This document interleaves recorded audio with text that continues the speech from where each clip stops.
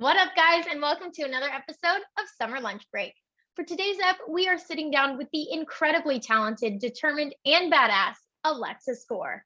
Alexa is a truly inspirational individual, and today she shares her story of being diagnosed with myeloid leukemia at the age of 16.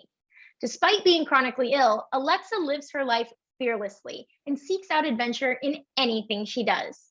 She is a true inspiration to anyone that lives an active lifestyle. Alexa has been a part of the wakeboarding industry since her early years, taking a leap and moving from the small town she grew up in down to Orlando, Florida to pursue a life of wake. Not only is this girl insane on a wakeboard, she kills it on screen as well. Alexa is the host of not one, but 3 TV shows, not to mention co-hosting the 2022 Pro Wakeboard Tour with legend Parks Bonifay. Okay, enough from me. Let's hear from the gal of the hour. It's Alexa Score. You know what I'm really scared about is if the wakeboarders get too close to shore, they may use some people on the shore as bonking items.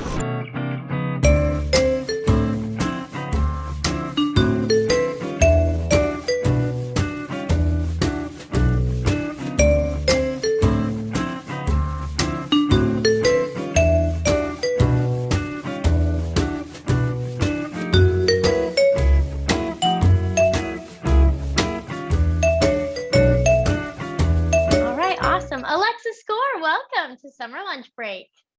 Thanks for having me. I'm stoked. We are so stoked that you're here. Number one question of the day we have to ask. We asked everybody, what did you have for lunch today?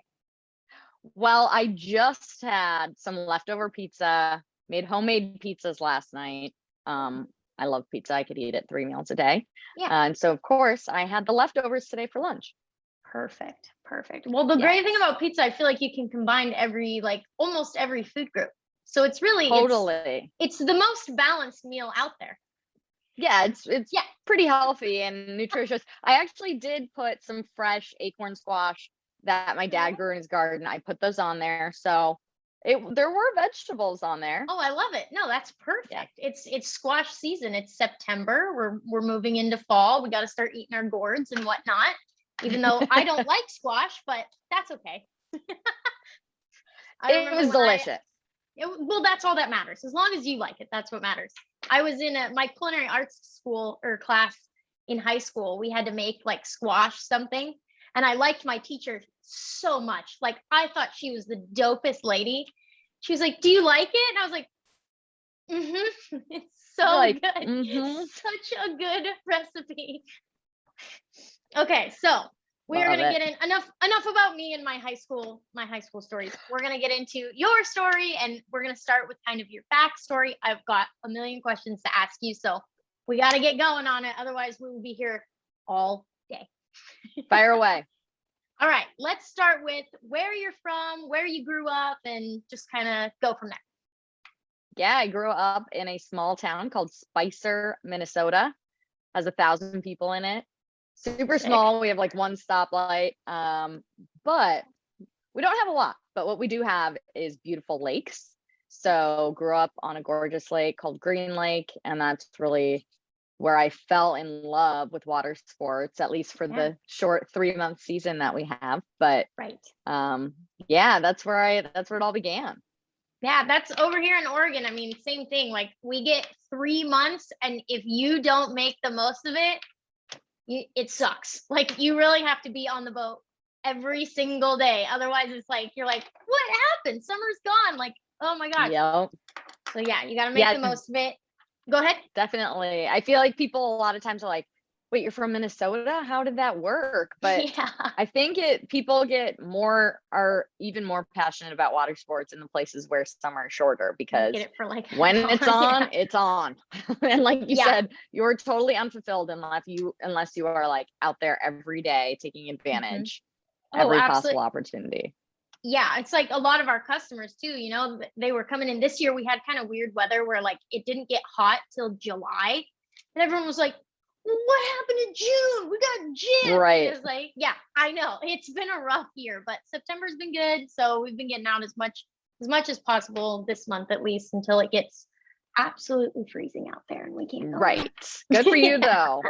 Yeah, you gotta make most of it. Absolutely. So getting into water sports kind of early on, what did you start out doing? Were you a skier? Did you wakeboard first? I mean, were you a knee boarder? I I do pretty much everything, but I don't kneeboard. I grew up show skiing, so there was a water ski show team in my small town randomly. And so I'd grown up, watching that, or at least when I was super young watching it, and I was like, I want to do that. My family wasn't really into water sports. I mean, we were lake and water people, outdoors people, but I just, for some reason, really, really was drawn to the water ski team, got involved with that when I was 9. And at about the same time, my sister, who's 9 years older than I am, was starting to wakeboard with her guy friends. And so, of course, being my older sister, I wanted to do everything she was doing. And so I got super interested in wakeboarding at that time. But I was really doing all of the activities, not really focusing on wakeboarding until I was 15 or 16. So I was swivel skiing, I was barefooting, I was doing the pyramids, you name it. Was doing all of that, but just really, and still just love being on the water, honestly. Absolutely. Oh yeah. No matter what you're doing. That's very rad. My cousin did a show ski team here in Oregon, and I would go to the practices, and I'd be like, if I pull the skis out of the water all night, can you guys take me skiing? And I wanted to go. So I thought I was so cool because I would climb up on somebody's shoulders. So rad.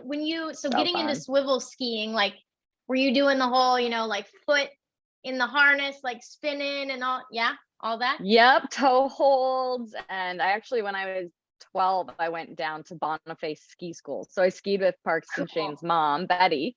So flew down from Minnesota to Florida, stayed with Betty for a week and swiveled. But yeah, we do all of the tricks. So toe turns and overheads and 360s, 720s. So cool. It's such a cool, I feel like it's such it's literally being a water ballerina in the coolest way possible. It's so rad. It is. So rad. It's a different speed than wakeboarding for sure. Right. But it's still, I mean, the amount of skill that it takes to do it it's pretty, it's epic. I won't say it's harder than it looks, for sure. Everyone's always like, oh, I can do that. And then I'm like, okay. No, you're going to stand backwards and hold on with your feet. Okay, go for it. I'd love to see you do it. Oh, that's so funny. Okay, so getting into water sports early on, at what point, did you start thinking, maybe I can do something with this? Was that even a thought? I mean, early, were you planning on doing something else as a career before everything else happened? Yeah, I mean, it was definitely a dream. So I started getting really into wakeboarding when I was 15. I was a gymnast. I was kind of a tomboy. And I loved the water. So it was kind of a combination of all my favorite things. And then I just knew that I wanted to be able to live in Florida and do it full time. Where that was going to lead me, I did not know. No idea. So I packed up my bags and graduated high school early and moved to Orlando when I was 17, So cool. just so that I could wakeboard all the time. And, I was planning, and I did, and I went to college, wanted to at least get an education while I was doing that. And I didn't actually compete in my first wakeboard contest until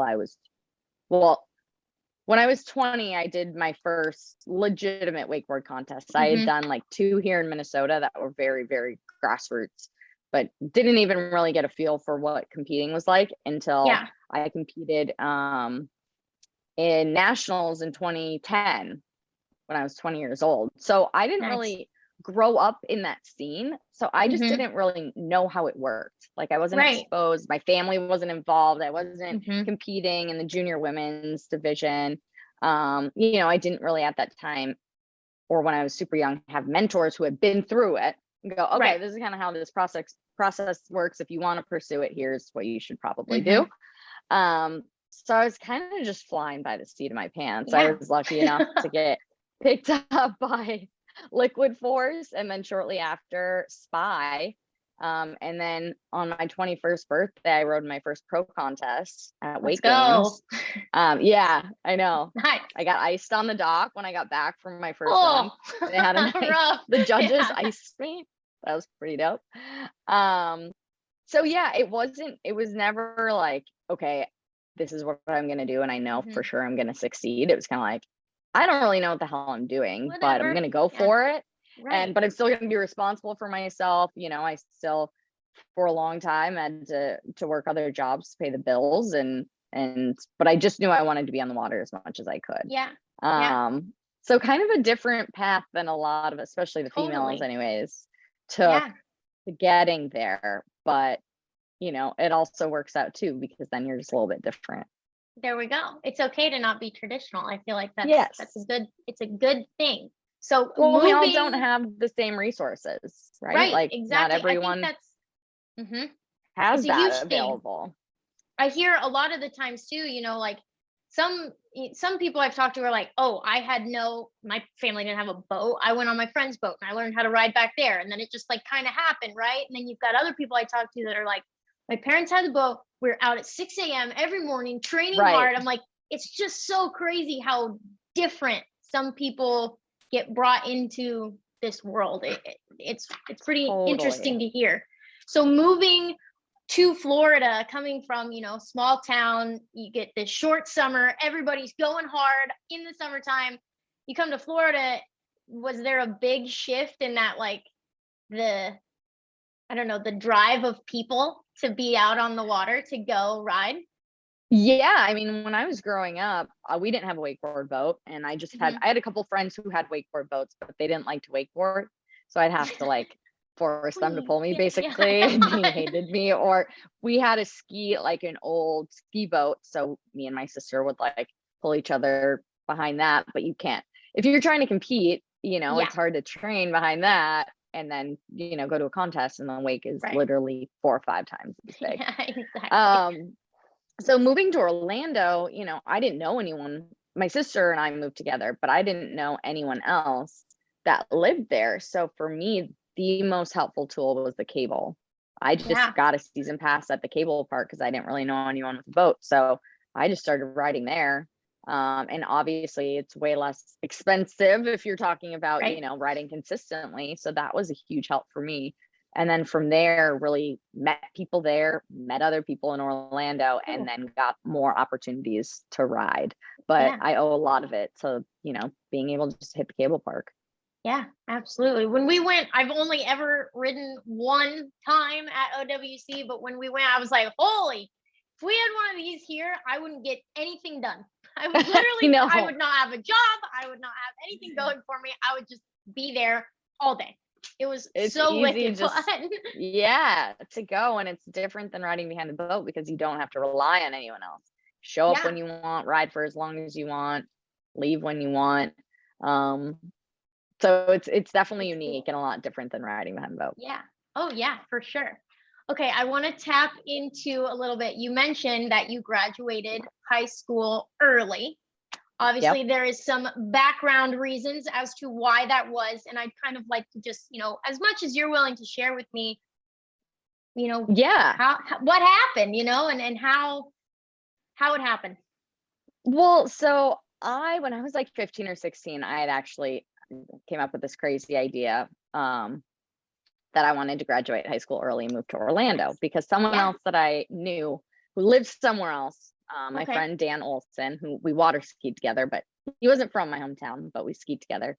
He had done that a few years earlier. So I was like, oh, I want to do that. And then when I was 16, I was diagnosed with leukemia, which is cancer of the blood. So I wasn't sure how long I was going to live. I started an experimental medication, which, the prognosis was just very unclear. How long will this work for me? Will it work in managing the cancer or bringing it down to a safe level? If it does work, how long is it going to work for me? And at that time, it was unlikely that I would be stable for very long. So having that diagnosis, I got very, very sick shortly thereafter, then kind of started to regain my strength and feel a little bit better, even though I was still on this medication. But at that time, then I was still determined to move to Florida. And Yeah. at that time, no one was going to stop me anyways before, but then people definitely couldn't stop me. Because Yeah, what are you going to no say way. to this girl who's sick, Yeah. potentially dying of leukemia? And I was like, this is what I want to do. And that was part of the reason why it was like, hey, I just want to be on the water. Like, that's Right. my favorite thing. That's my greatest Mhm. passion. I want to be in the water as much as I can. So, at that time, becoming a professional wakeboarder wasn't necessarily at the forefront of my mind, because I Right, yeah. didn't know how long I was going to survive or how long I'd be healthy Mhm. for. So that was a big, I would say, catalyst for allowing me to do it, and not having people judge me, or not having people Mhm. tell me I was irresponsible. Yeah, you can't do or- it. You're like, really? You're gonna Yeah. talk to me like that right now? Yes. Yeah, exactly. So, one of the silver linings of that situation was that it led me down to Orlando, or allowed me to do that. And yeah, it's pretty crazy how it all unfolded, though. Yeah. But I mean, and so I seriously. was still dealing with that, and I still am now, but was still dealing with that when I first moved down, Mhm. and started competing. So that just adds another element of, all Yeah. kinds of things, whether that's financial or physical or emotional or mental. Just Seriously. adds another layer of things to deal with. Yeah. One more thing. Why not, right? Yeah. But Exactly. so why did you opt for, if I can ask, why did you opt for Yeah. the experimental treatment over the more traditional? It's bone marrow, right? So bone marrow transplant. Mhm. A couple of years before I was diagnosed, bone marrow transplant was the only treatment option. Mhm. And even at that time, the success rate wasn't that high.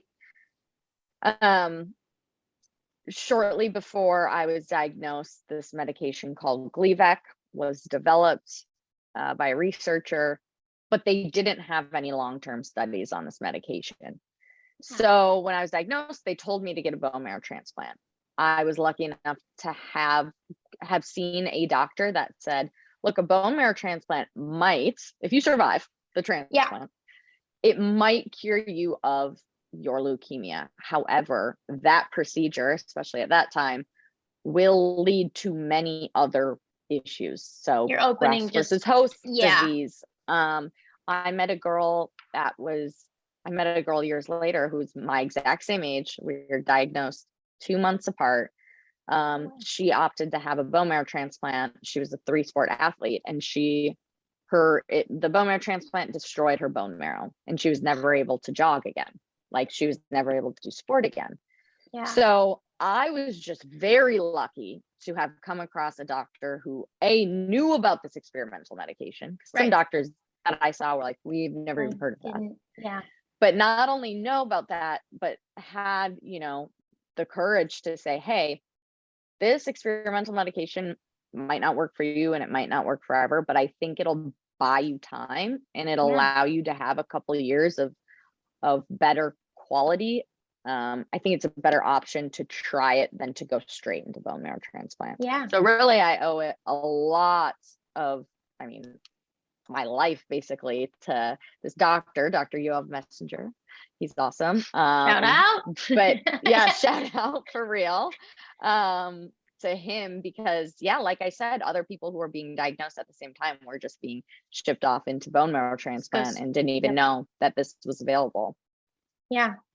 Well, that's cool that you took that risk and you made that decision for yourself. That's really rad. Yes. I was gonna make this connection because my brother's girlfriend, they've been together for like 9 years. I think by common law, they're married at this point. He's gonna hate Sure. that I just said that on here. But she was a part of Be the Match. That was like a huge thing on my college campus. Like, there was always Be the Match tent up in the quad. Everybody was rolling through. There was, everybody signing up to donate. She got the call that she was a match. And she went through the whole process. We were talking about it just the other day, because I told her, I was like, I'm going to talk to Alexa, and I kind of wanted to recap on, what your experience was like. And she still is very close with all the nurses that would come visit her, give her shots at the house. Like, such a Yeah, cool, like so cool, just so cool. I wish that totally. I could have been a part of the Be the Match. So I have type 1 diabetes, and so Sure. I would go like be like, yeah, sign up, and Yes. like So you sign up. can't I'm like, donate. I can't, like I can't help. So did my part But with just encouraging others to yeah, do raising it. Yeah. awareness. Mhm. And for those who don't know, so for many diseases, not just chronic myeloid leukemia, but for many, um, bone marrow transplant is the only chance at survival. So there are even people that have my disease where the medications don't work for them, but there are many other blood disorders where people need bone marrow transplants to survive. Yeah, However, to find a bone marrow match is super, super exact. hard. Yeah. I was lucky, super lucky that my sister was actually a perfect match. Oh, Super no rare, even way. that your Yeah. family is a match. It's just hard to find. Um, but there are a lot of people that die every single day because they're waiting for matches. And so to No. donate your bone marrow is at no risk to you. You can actually, you Right. go in, you get these shots, but then you go in and basically they take your blood out and centrifuge it, or they have to go in and extract it from the bone, which it's kind of painful, but there's no risk involved. And to potentially save a life is pretty Right. amazing. So Very, very yes, worth it. So yeah. everyone listening, look it up. All you have to do is literally swab the inside of your cheek to get put on the bone marrow registry, and potentially, like your brother's wife, Yeah. uh, She's gonna love that. save a life. Literally, Yeah. that's so cool. That's Yeah. awesome. It was a really cool, like we were all, they live up in Washington, but we were all just like, oh my God, like we're so stoked that you're able, like you're presented with this opportunity. Like obviously the other individual is very excited, but for her it was Right. cool, to be able to do that and still have that connection now with them. Is that just is like unmatched. You That's can't beat that. awesome. So I want to ask, before you were diagnosed, Hmm. you knew you were sick, right? Like Yes. you knew. Hmm. Was there kind of like a point in time where you were like, I mean, did you feel like people knew you were sick, or you were telling people you were sick and they weren't listening? I mean, just kind of that. Does that make sense? Yes. Yes. So Okay. I knew something was wrong with me. My bones, the inside of my bones hurt, and I knew it was the inside of my bones. I would say that openly to my close friends and my Mhm. family, and a couple teachers once it got bad enough. But everyone was like, "Your bones hurt? What does that even Yeah. mean? This doesn't make any sense." Um, and I was living with my dad, and he, of course, he's a tough love guy. He's like, well, let's just Yeah. wait it out. Let's just wait it out. Let's just wait it out. Um, it got to a point where my coaches, I was a gymnast, my coaches noticed like she's not herself, Mhm. certainly not herself, both mentally and physically. It was, very severe. I had even seen a doctor who just brushed it off and said it's just muscle spasms. You're growing, you're in sports, it's muscle spasms. So it wasn't until I had an accident in which I needed stitches. And when I went to the emergency room to get the stitches removed, my mom actually came with me and made the doctor just give me a blood Yeah. panel, like a very basic blood panel, um, to which it was totally off the charts, awful. Right. Yeah. Um, Yeah. so yeah, there were a lot of people that they just weren't listening. And I Mhm. think, or, a lot of people, unless they've experienced it themselves, like I was very in tune with my body and I was a pretty tough kid. If I complained, there was something wrong for Something was sure. actually I wrong. wasn't Yeah. doing it for any other reason, but it was affecting my life. But you really have to be an advocate for your own health. And I say that to a Mhm. lot of people now. If something doesn't feel right and you can feel that in your gut, you have to push for your own care. So Yeah. sometimes even if you see a doctor and they blow it off, or they, you know, tell you you're crazy, or you've been on WebMD too much, Yeah. you're freaking yourself out. Like if something's wrong, it's worth Yeah. it to get a second or a third opinion and really advocate for your own health and your own care. Totally. Totally. Was there, so when you get the diagnosis, was there, and I say this because different in my case, obviously, but getting my diagnosis because I was diagnosed when I was 7, it was like, I was so messed up, off the charts, like losing tons of weight, couldn't keep enough water down, just so sick. Like, being Mhm. told that that was what was going on, almost kind of like after, you soak it in, but it's almost like, oh, okay, that's why we can fix this. There's an answer, and I'm wondering if, like, as weird as it sounds, was there almost a sense of like relief in your diagnosis Yeah, of like, yeah, see, I knew it. You know what I mean? 100%. I had, first of all, I was like, okay, see, like to Yeah, everyone, everybody. hello, Yeah, you like, yeah. guys. Yeah. But no, definitely, I think a sense of relief knowing that there's a cause to the problems, but also a sense of relief of, okay, we know what's wrong, now we can try to fix it. hmm That was even the bigger thing. Okay, we know what's wrong, and now we can move forward. Whereas Right. before, I was just in all this pain and there was nothing that I could do about it. Yeah. So obviously, when you're 16 and being told you have cancer is not an easy thing to hear, but for me it was like, okay, good, like, all right, let's go. Now we get to make some progress, or we can work towards a goal at least. So it definitely was a sense of relief in more than Yeah. one way. Yeah. Epic answer, by the way, being 16 and hearing you have cancer and saying, let's go, let's bring it, Let's do go. it. Yeah. Yeah, Well, let's go. the doctors were actually concerned because I wasn't emotional. Mm, Like, I wasn't upset, and I wasn't, right. were like, okay, it's natural for people to like be really Not upset feel, yeah, not, about, right. But that's just kind of where my headspace was at the time. Like, okay, let's fix it now, or let's mhm, try. right.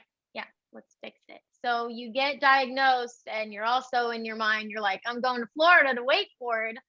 What was making that leap like, with this new diagnosis and basically new life, because things change and stuff starts being different. What was making that jump like? Well, I should probably clarify that there was a period of time after I was diagnosed and starting this medication that Got it. Okay. everything was up in the air. Yeah. I was super, super sick, to the point where, I didn't have the energy to get out of bed, like even stand up or to Yeah. get out of bed. So there was definitely a period of time where things were unknown. Yeah. You know, survival was definitely the number one, like, am I going to survive? But number two, am I going to have a quality of life that is tolerable or livable? Mhm. The physical pain being the biggest issue for me at that time, and just strength. Like I said, I was spending most of my time in bed, but then also on some pretty severe pain medications because of Yeah. bone pain. And even those medications weren't really helping. So there was a good amount of time where it was, I was sick and then recovering and then Mhm. adjusting and then figuring out what scenario was best for my quality of life. Right. And so it took a long time to adjust. And then once I kind of started feeling back to Yeah. myself, I was just like, all right, I'm out of here. Yep. Like, Yeah.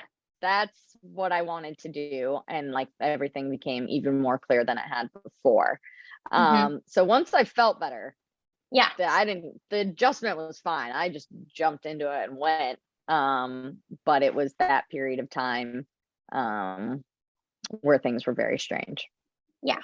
Absolutely. Would you say that that drive of wanting to go wakeboard, wanting to be on the water, is that something, when you were in bed for the whole day because you didn't want to get up, was that kind of in your head of like, I can do this, I can get there at, one day, driving force? Yeah. Yeah. Yeah, absolutely. You have a lot of time to think when you're stuck in bed suffering. And that was definitely something that was on my mind. I remember when one of the doctors told me that I had to have a bone marrow transplant to survive, but that meant that I would be living in a hospital room and couldn't leave that hospital room for 100 days. And that would have they were like, schedule it, and that would have been over the summer. And I mean, that was a devastating thought to me, a devastating blow. So, you know, as sick as I got on this other medication, it was still like, it gave me a goal, you know, it gave me something to look forward to. And, you know, when you're in that situation, having hope and your mindset is everything. So having something to look forward to was really, really key. And that was, you know, wanting to be on the water. A wakeboard. Yep. Very cool. Yep. Very cool. Well, you're badass for that. I will. And that's sugar, or that's saying it very lightly. So good for you. Well, I really appreciate that. Yeah, absolutely. Getting into what now, okay, now you're in Florida and we're wakeboarding, right? We get picked up by Liquid Force. Were you a part of the team or what, just a sponsorship? How did that work? Yeah, I was a part of the team. I wasn't competing like everyone else. You know, my sponsors didn't expect me to go out and win contests because that wasn't really who I was. I had kind of a unique role where I was the girl that got called to do television commercials or, you know, stunts in a movie or that kind of thing. My role was a little bit different. And in that, yeah, I wasn't expected to. I mean, I competed on the pro tour for a number of years, but there wasn't pressure to like win or, you know, they want you to do as well as you can, obviously. Possible, They know I wasn't a contest rider. So my role was just a little bit different in that case, which now, and this is like, I'm really dating myself, but that was even like before social media was a thing. So now obviously sponsorships have changed where it's like, yeah, a lot of people don't compete because you don't need to compete to be visible. But at that time, you kind of did. That was the scene, you know, not many people didn't compete in those contests because that was where you went to be seen. So it was kind of unique. And I had a different role than a lot of the other, you know, wakeboarders. Yeah. So, okay. So if getting to the top of the podium was not the absolute like reason you were on the team, what was driving you to compete in competitions?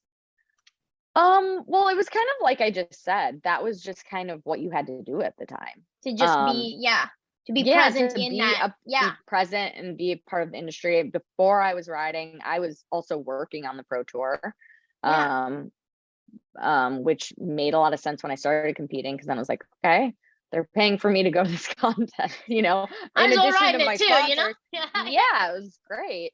But yeah, that time, that's just kind of where, you know, like I said, even the free riders were competing there, or the people that, you know, were known as free riders were competing on the pro tour because that's, you know, where you were seen. This is before, you know, Instagram. So crazy as that sounds. I know. Yeah. It's come a long way for sure. Big difference nowadays. So while you were competing, you know, I like to ask people like, did you feel like you were getting out of it what you were putting in? I think so. You know, I was going to school at the same time. I didn't have a coach. I wasn't training as certainly not training as hard as the other people competing. And so, yeah, I mean, I wasn't going in there expecting to win because I know that I wasn't, I didn't have as hard of tricks, but B, didn't have the consistency and the competition experience and the training to go in and, you know, get first at Worlds. It was always, you know, somewhere in the middle, which is fine. But I think so. I think, you know, wakeboarding is a unique sport where, look, it takes a lot of money to do it. And there was one junior pro men's dad. They would, you know, come to all the contests and we'd always chat with everyone. And I had one junior men's dad say once, you know, no matter where my son goes with wakeboarding, we'll never get back the money we put in. Which sometimes is the case. Like it, you know, if your people are out there, you know, buying the boat and paying for the gas and spending the time to pull your kids, and by all means, if you have the means to do that, that's great. But in a lot of situations, yeah, it's just Yeah. the nature of what the sport is. It's very Yeah. expensive.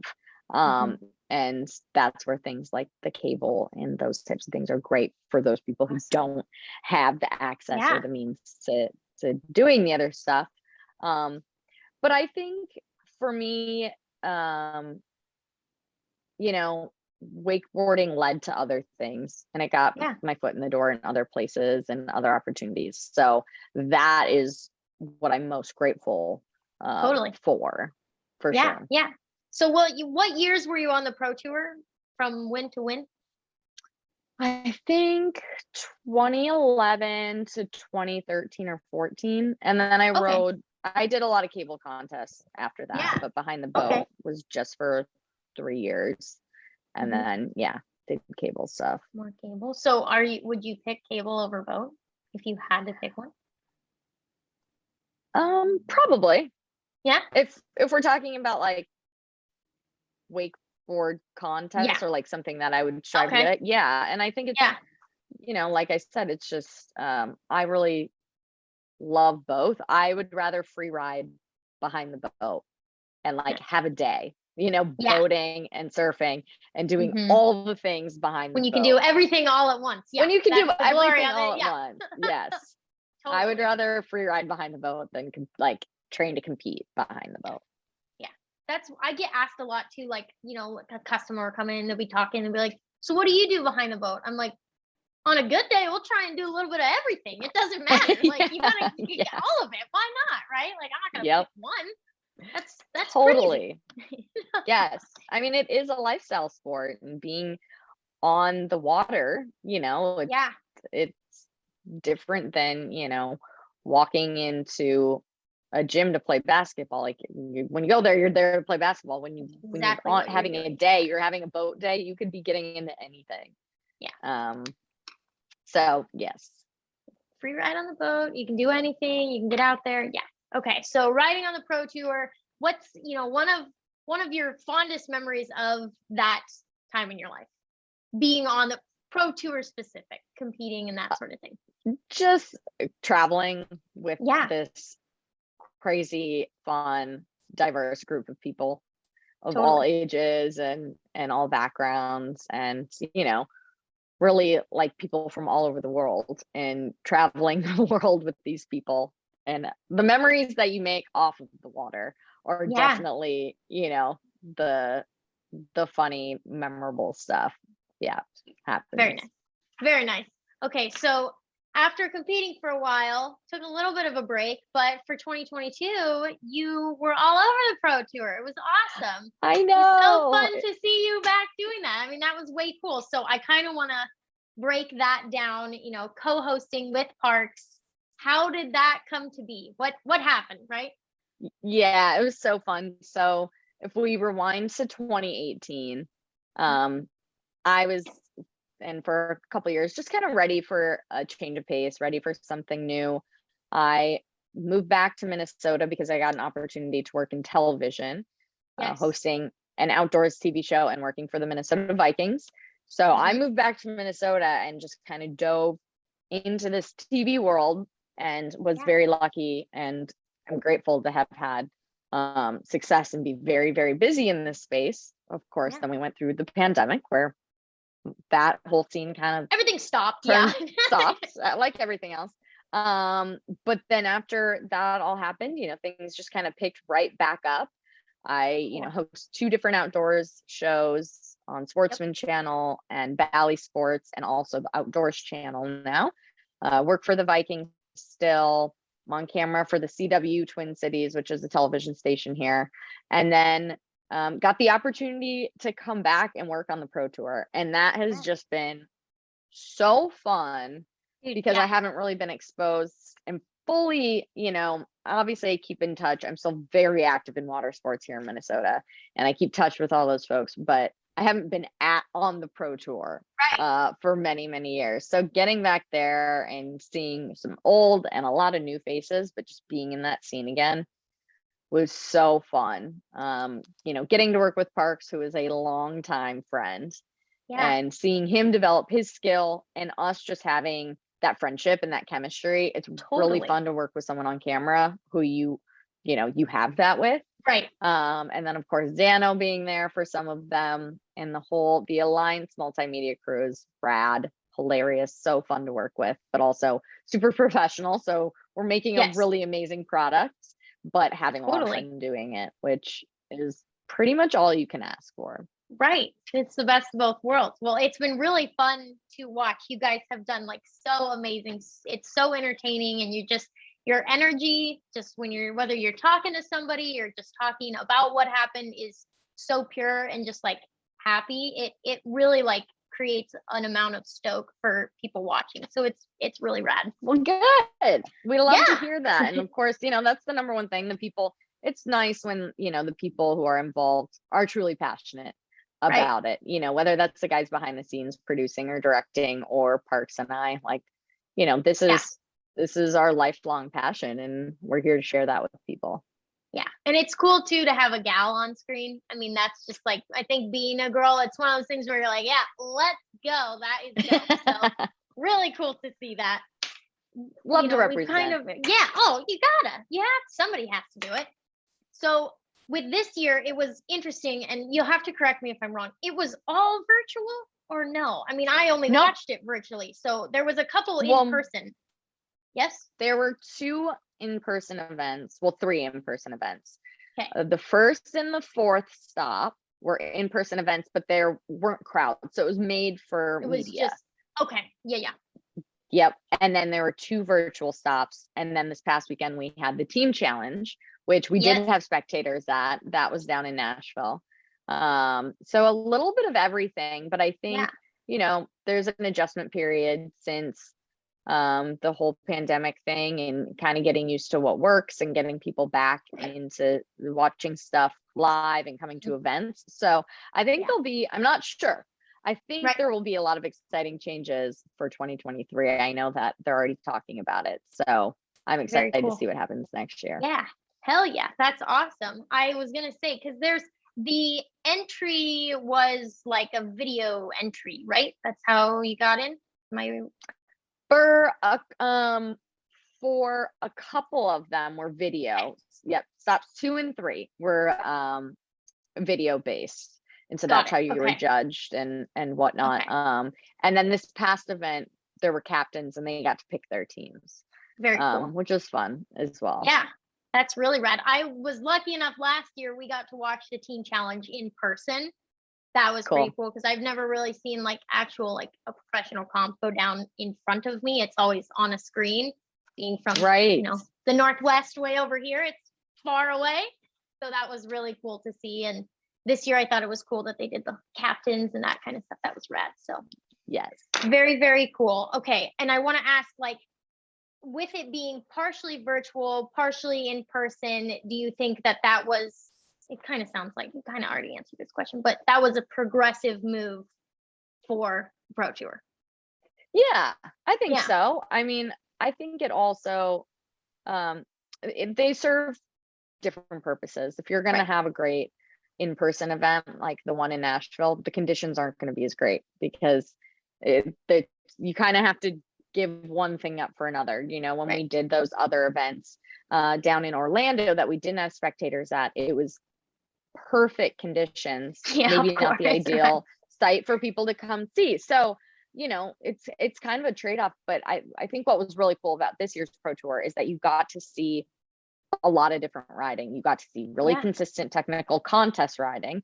Then in the video aspects, you got to see people put together little 5 or 3-minute video parts that were kind of these little creative pieces. And then at the team challenge, you got to see captains pick their teams with 1 double up, 1 female, and 1 male run. It was just a lot of different stuff versus 5 traditional stops, which really keeps it fun and exciting and allows different people to shine in different moments. Yeah. Oh, totally. I think it was cool. It opened just so many more doors for just different ways of going about competing, which I think is really cool, because I've heard a lot of people when I do these interviews, I'm like, what does the contest scene need? And everybody's like, style. There's like, Right. we need more style. We need more pizzazz. Like, do something that sets you apart, which I think technical is obviously so important, but that style is like, that's what gets the eyes on you. That's what makes you stand out. So being able to do that Right. in different ways is so cool. And I Okay. will say, I mean, the Pro Tour, it's still insanely technical, but it has the most style that it Yeah. has arguably ever had, with the guys like Sam Brown and Mossy and those boys. They are really bringing it, and they're able to, be up on the podium. So that's really cool to see. Yeah, absolutely. Well, speaking of Sam Brown, the Red Bull Double or Nothing, how was that event? You were there, right? Yeah. Yes. Very good. Very good. That was a blast. That was one where, Red Bull always markets their events really well. So people showed up and had a ton of fun. Again, just a lot of people in town in Orlando that weekend because we had Raf's premiere. There were a couple of premieres that weekend, and then that contest. So to have everyone back in Orlando, big time. Yeah, big time. Yeah, like a reunion. Very cool. And so much fun. And then of course, to have an event that really pushes creativity and pushes, potentially landing a trick that's never been landed before. That's the kind of stuff that people want to see, that progression. Oh yeah. Oh yeah, for sure. Well, shout out Sam for taking the dub that day. That's pretty rad. We've Nice. got some, I made him buy me a drink. Yeah, very, very good. Yeah, he owes you. Yeah. He had that big check. Like, there we go. You got the couple extra dollars to. Oh, that's funny. Okay, we've got a couple hot take questions I'm going to ask you. Okay, and so it's 3, but here we go. With the way the industry is moving right now, what do you think is the biggest accomplishment that it has had within the past year? 10 seconds. Oh man. Well, I would say kidding. just getting back to having events. Yeah, bringing me back on board. No, getting back to having events and getting people there. I mean, I think, I saw so much excitement rolling towards the end of the season, even like, okay, this is like, the riders are excited to ride. I mean, there was so much excitement at both Double or Nothing and that team challenge. People are really excited to be a part of the scene again. It's like, wakeboarding isn't going anywhere. Of course, everything evolves and has to naturally, but I think, getting back to events and getting back to having people there and getting back to having, sponsors that believe in the industry and who can do cool things, that's the biggest accomplishment. Yeah, I hear a lot, like, oh, like wakeboarding is so small, the industry's so small, whatever. I'm like, yeah, true, but it's about the passion that's in it and the people that care so much, and that you don't find that other places. So it is, I mean, totally, it's sick. And to bring people back together and have real eyes on the comps is just, it's really rad. Okay, question number 2. What areas in the industry need improvement? Oh, well, I would love to see getting more people access to the sport. I like that. More, what I'm really trying to do here in Minnesota, me having my mastercraft on the water, I'm trying to get people who have not been exposed to it, maybe who have never done it or just not had the opportunity, giving an open invite and getting people on the water and spreading the passion. It's pretty amazing, the success rate of bringing people out who very rarely does someone have a bad time or not have a great time. Like, they leave and they're very interested and very hooked in all water sports. And I think, that is, instead of just looking within the industry, we really need to look at growing it and expanding it and sharing it with people outside of the industry. Yeah, totally. And that's like, you taking people out on your boat with you. We do here our events of being able to get people out. Those are some of my absolute favorite, even though, for me, it's like, that's a long day's work. Whether you're driving the boat, bringing gear down to the dock, whatever you're doing, it's hard work. But to see people leave and be like so stoked, or come back in to the shop a couple days later and buy the board that they were demoing because they were like, that thing is crazy, I'm taking it on my friend's boat. That is sick. Like it's so Totally. cool to see. So cool Yeah, to I would see. say I spend 80% of my time pulling people versus Yeah. actually riding myself, but that's still very fulfilling in itself. So Yeah, yeah, it is. It's a lot it's of fun. good. It's good to have people happy behind the boat when you're behind the wheel, because then you're like, yeah, that's on me. Right. Like I'm Yeah, doing that. yeah, yeah, Give myself props for that. right. All right. One more question in our hot takes is, who would you say had the hottest year within the professional division for 2022, both for men and for women? Oh my gosh. Well, I mean, for in the contest scene, for Yes. Corey to, come back, Nick Rappa is so consistent and is so Yeah. talented and just is very, very, very dialed in when it comes to contests. So to see Yep. Corey, come back and win the overall was pretty dope. But Yeah. with that said, the La Familia crew is still succeeding and really like leaving an impact on the contest scene Mm-hmm. with the style, with doing things entirely different. But I think, Corey had obviously the most successful year, just taking Yeah. the W. Big moves. And on the female side, you always have to mention Megan because she's the queen. She on and off, the wakeboard or the contest scene, she's crushing it.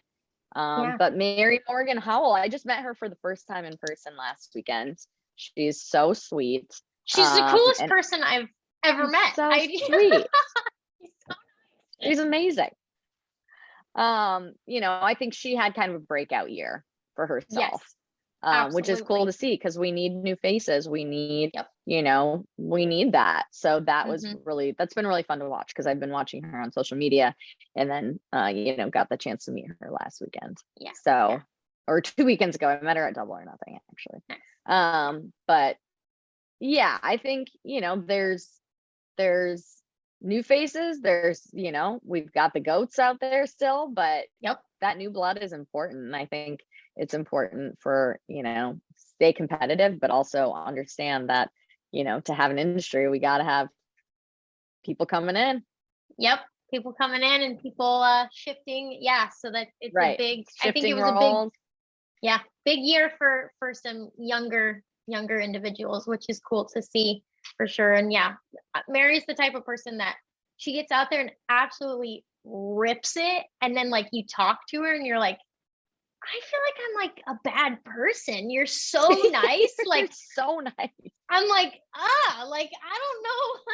Yeah, I It's just so love her. She's true. absolutely It's the so sweetest, true. thing. And Megan too. I mean, I love them all. They're all wonderful. They're all so sweet. Like I think it's badass when girls are just so nice and then they get out there and they destroy it behind the boat. I'm like, Yeah. sick. That's pretty Yeah. sick. Badass. Yeah, so badass. Okay, you mentioned being a TV personality, so we got to touch on that.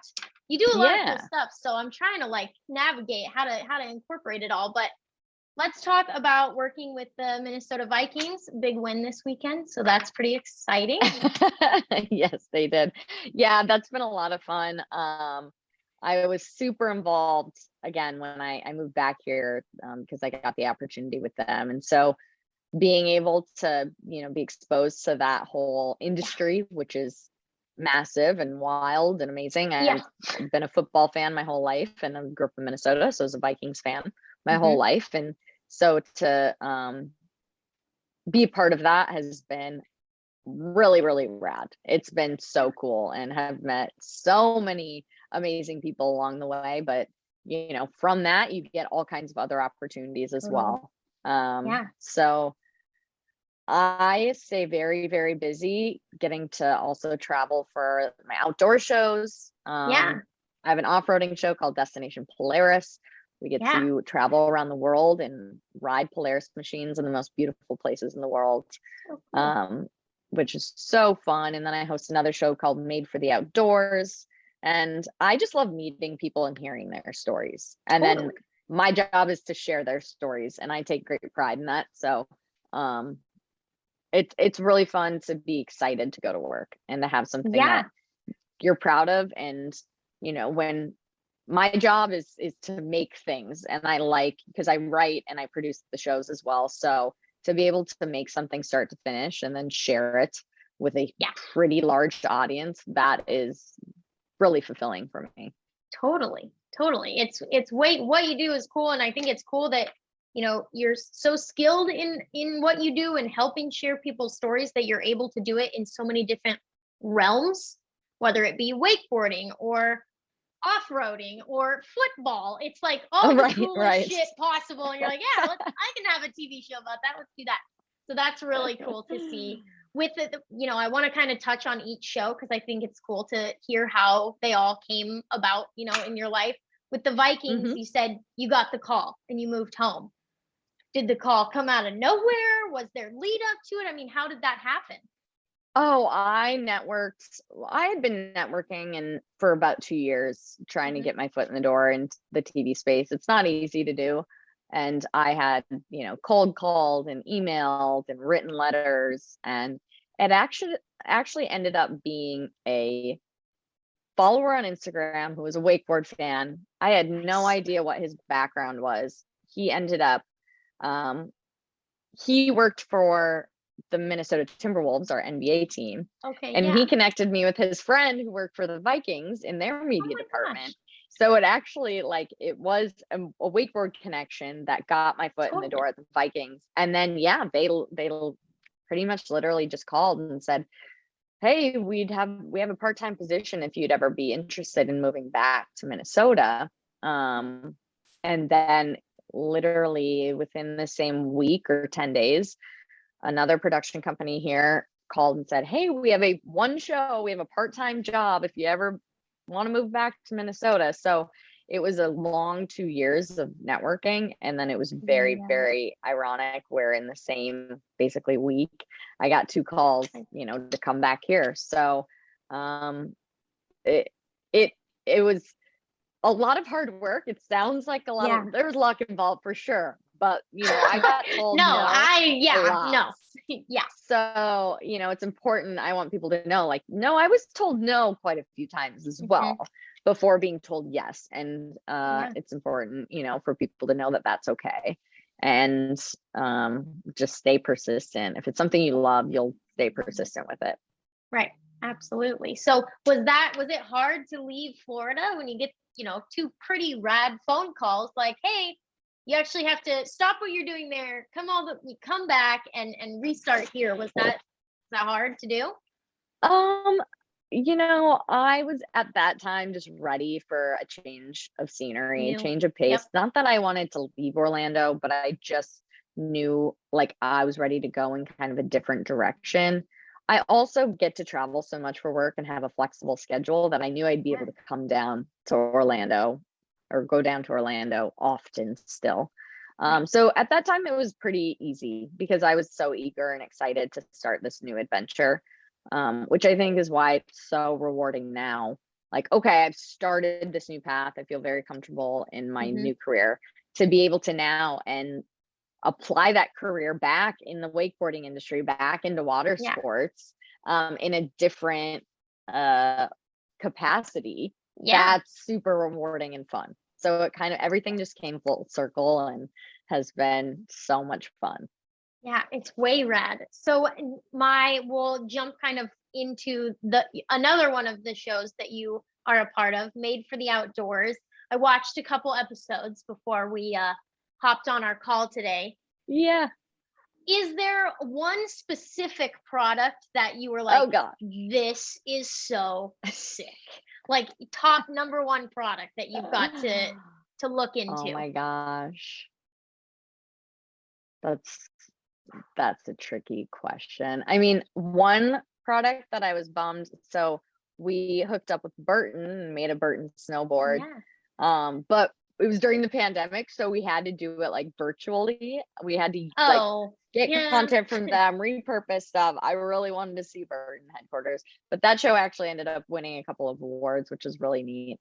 I think the coolest, when I'm there in factory making these outdoor products from start to finish, It's meeting the people behind the scenes. It's meeting the people that like would never otherwise be on camera because they're, you know, they're factory workers and they don't ever really get to share their story or get their moments of fame. So it's meeting those people.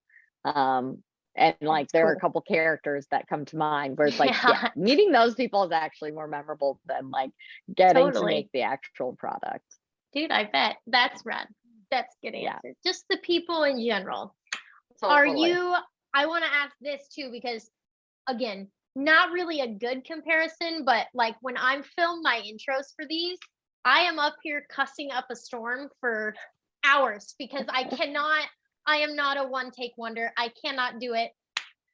It takes me a long time. Are you a one take wonder, or does it take you once or twice before you get the shot? One gift that I have for whatever reason is memorization or being able to come up with kind of something on the spot. So I do pretty well just doing it one time. I save a lot of time. We'll say that just by being able to do it. Now, there are certain things that I am not as good at, so it balances each other out.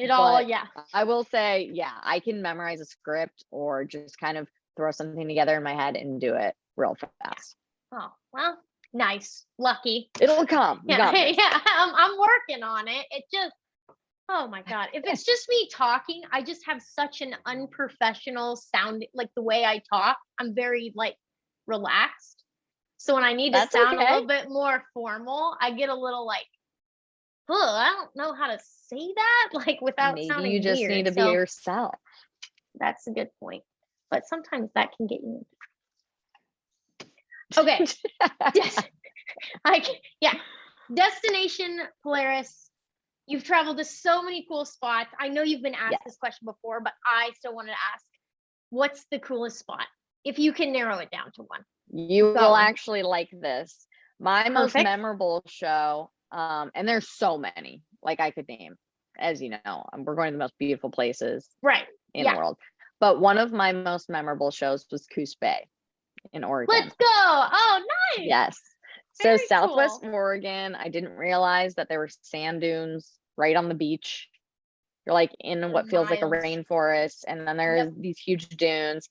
And then one of the most fun things, so we're by the water, which is always a bonus for me. Right. And then one of the coolest things was after we wrapped filming, some of the people that we were riding with had connections to this guy who owned this lumber mill down in Coos Bay.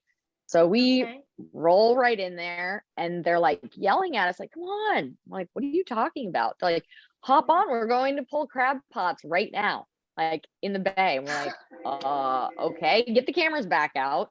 We like ran out there, pulled these crab pots, got back to shore, dumped them in the boiling pot of water, having this giant bonfire.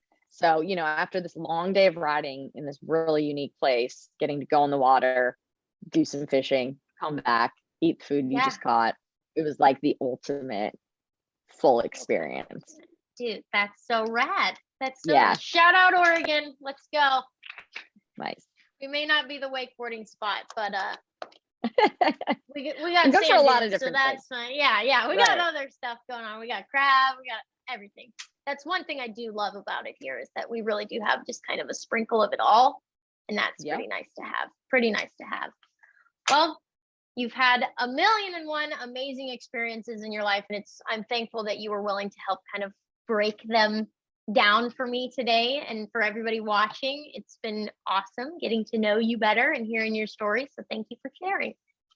Thank you for having me. This is so fun, and I think it's always nice to get to know the people in the industry, you know, beyond what we see in their Instagram or what we see in their wakeboard part. So that's really fun. I'm glad you're doing this. Yeah, thank you. Well, thank you very much. I appreciate you being a part of it, and maybe someday I'll see you in the future. Sounds good. And keep working on that intro. You got this, girl. Yeah, we got. I'm gonna try and one take wonder this one. So once you get to this part and watching the interview, just know that the intro I did was a one take wonder, just for you. There we go. I love that. Well, awesome. Thank you so much, Alexa. Thanks, Summer. All right, later.